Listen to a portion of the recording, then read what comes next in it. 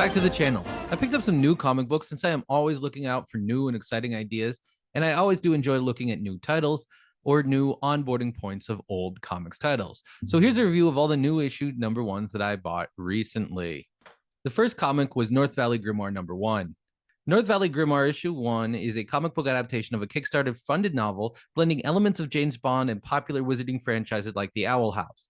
There are no other wizarding franchises other than the Owl House and Books of Magic. You may think you know of another one, but it doesn't exist. At the end of the book, there's an unofficial playlist serving as a soundtrack for readers to enjoy while reading the comic. This idea of pairing music with comics and other art enhances their crossover appeal, as evidenced on this channel. However, some musical choices are quite predictable and reflect the writer's upbringing during the 90s.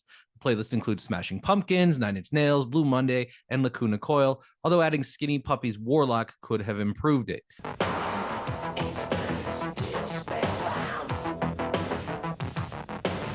Basically, the playlist was the Sick New World Festival. Despite its shortcomings, the playlist effectively conveys the atmosphere that this comic aims to create. While it may not be something I'll revisit frequently, North Valley Grimoire issue 1 is worth checking out if you're interested in this genre blend and could grow into something excellent. Next on the docket was Disney Villains Maleficent. The Disney Villains Maleficent comic book is inspired clearly by the Angelina Jolie film, though it's unclear whether it fits into that movie or the animated canon. Regardless, it develops Maleficent beyond a simple villain, addressing her motivations more deeply than in previous versions. This particular comic tells the story of Maleficent meeting Reynard, a young adventurer whose name hints at his connection to foxes in folklore. If we hear Reynard, we think foxes. He tries to steal her staff and gain power for himself. She has given him a compass, and he uses the compass to go directly for her staff. However, she catches him and transforms him into a fantastic wolf-fox hybrid with protruding fangs so that he can go adventuring for all of his troubles. This transformation reveals Maleficent's own struggles within her domain while demonstrating her merciful nature and a strict moral code. With beautiful artwork and an easy-to-read narrative, this comic comes highly recommended. I followed this up with Ghost Lore. Ghost Lore, an eldritch horror comic from Boom Studios, presents a very familiar setup. A teenage girl, a local preacher's daughter, gains the ability to communicate with ghosts after a car crash. The story takes place in a creepy setting where the supernatural events are to be expected. One ghost she encounters is her deceased brother, who has just died in the car crash, and he confesses his torment of an eldritch being and how that led to the death and disappearance of 2 of his friends that has shocked the community recently. After revealing this information, he moves on as a spirit. However, there seems to be an issue with this particular story trying to accomplish too much at once in the narrative. It attempts to combine the elements of ghosts and eldritch beings that don't necessarily mesh well together unless specifically tied into the lore. It feels like having both magic and technology systems in one tale. They tend to clash rather than complement each other. Case in point, the non-existing Wizarding World's insistence on using magic for things that technology would solve, like guns.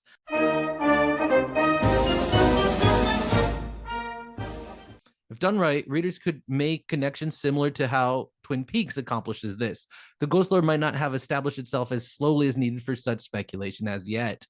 Overall, while I've seen similar setups before and I'm unsure whether I'll continue to follow the series myself, I will be curious about how it evolves down the line. Will it either maintain the episodic nature of hearing the story of the ghost, or will it combine everything into one overarching storyline? Peacemaker Tries Hard was next. Peacemaker Tries Hard successfully captures the essence of not only the Suicide Squad film, but also the Peacemaker TV show. In this story, we find Peacemaker attempting to organize a party and inviting everyone. However, his fellow Suicide Squad members refuse to attend or even interact with him due to his continually off-putting behavior. Forced to work for Waller again in order to avoid having the bomb in his head detonate, Peacemaker adopts a dog during a mission. This incident sets up an ongoing conflict between the ideology instilled by his father and who he truly wants to be, a kind and actually peace-seeking person. Although comical at its core, this drive for heroism and drive for peace propels both the character development and action throughout the series, just as it did with the TV show. When a villain kidnaps Peacemaker's newly adopted dog, who is named Bruce Wayne, as leverage for obtaining Deathstroke's DNA, it adds an amusing twist reminiscent of John Wick. Overall, this engaging read features excellent work from DC Comics with some nostalgic throwback art included in flashbacks. I enjoyed reading it and look forward to future installments. I checked out issue number 1 of Star Signs Next. The comic begins with a scene where the constellations have mysteriously disappeared. We are then introduced to the protagonist, Rana Fawaz, a cook whose father is a rock star. She discovers her ability to stop time when she wishes for more time for herself. This causes an aura of yellow to glow around her. In the latter half of the story, Rana begins to learn to control this power and receives an unexpected visitor who breaks into her home and calls her Taurus, giving her probably her code name. However, not much information is provided about what's actually happening or what will happen next. Although I picked up the second issue, my decision to continue reading afterwards depends on whether it provides more details about the story. While we start in media res, amid action, it feels too drawn out for a book focused on zodiac signs. Considering that there are 12, actually 13 zodiac signs and only one character representing them thus far, I need either an explanation for this focus or an introduction to the other team members very soon. Starting with the Taurus as our main character does make sense, though, due to their immutable nature according to astrology, and giving them time-stopping abilities seems fittingly thematic. I am curious about how other characters' powers connect with their respective zodiac signs, but remain unsure about this series overall. I tried out the New Avengers title next. That's not New Avengers, that's just Avengers, but the new book. Every time Avengers gets rebooted, there's a lot of work involved in introducing new people to the series. With Avengers being the Marvel Cinematic Universe's flagship, it is essential to integrate established lore. The Avengers #1 does this by connecting with a big villain, Kang, and using a classic format for building Carol Danvers' team as she becomes the head of Avengers. The lineup includes Captain Marvel, Captain America, that is Sam Wilson, Scarlet Witch, The Vision, Thor, Iron Man, and Black Panther. The choice seems influenced by their recent appearances in movies and television rather than comics. One enjoyable aspect of this comic is it does have a resemblance to the old Marvel style of fights being drawn by Jack Kirby and improvised dialogues by Stan Lee. This story features Terminus as an enemy, and that doesn't hold much importance when things are just being punched while people say pithy dialogue. Things escalate at the end when Kang the Conqueror appears, as mentioned before, and everything seems to have been lost for our heroes. While this issue serves as an excellent introduction of the characters and personalities for newcomers, this comic book does not move beyond punch and talk, and does not yet develop a more engaging plot, though it might hint at such for future issues. As someone who reads this series for interesting story arcs occasionally, instead of following the release religiously, I would recommend picking up this reiteration if you're looking for an entry point into understanding these iconic superheroes better. However, skipping that and reading their own books or even reading a Wikipedia entry might be a clearer way to get started. Up next was Miss Truesdale, but I don't really have a review for this one. The art was fun, but the story was a little too much Robert E. Howard for me. And I suppose there's also some Hellboy tie-ins, but that series never spoke to me, so I just don't know how I feel about it. I just don't see this one being anything different than Hellboy, and I cannot connect with it. I hope you enjoy it, but again, I couldn't get into it. Power Girl was up next. The DC Universe is best known for its wacky and weird characters, or it should be, like the big blue Boy Scout himself. While the dark and gritty atmosphere works for things like Batman, it's much more enjoyable when there's a hint of brightness and detective work even there, rather than just a serious Dark Knight. Speaking of which, the name of this Power Girl story was Dark Knight of the Soul, spelled with a K just because they think they're clever.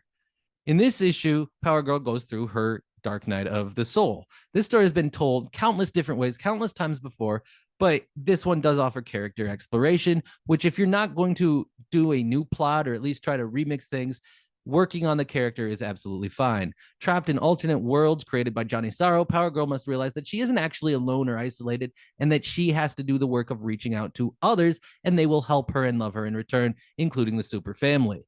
Although this plotline is not going to become a classic in my mind, it is repetitive in nature, and the alternate reality thing that's so hot right now of all the different types, or the trapped and locked in your mind that so many TV shows from 2000 on to this day reuse without ever actually making into something interesting, it does demonstrate how the characters often rely on their fists and powers as solutions. When you have Superman shaped powers, the way that you solve everything is with Superman shaped beating stuff up. This becomes more interesting when powers are taken away or chosen to be dropped, which then creates real danger for the characters involved. So, as most people criticize, when you have overpowered characters, you never have the tension of knowing they're going to lose. At least with something like Superman, you know that Superman is going to try to do the right thing, which means that he will often set aside his powers to his detriment. And of course, Superman can never actually fit in because he is in between two worlds. In other words, Superman is trans.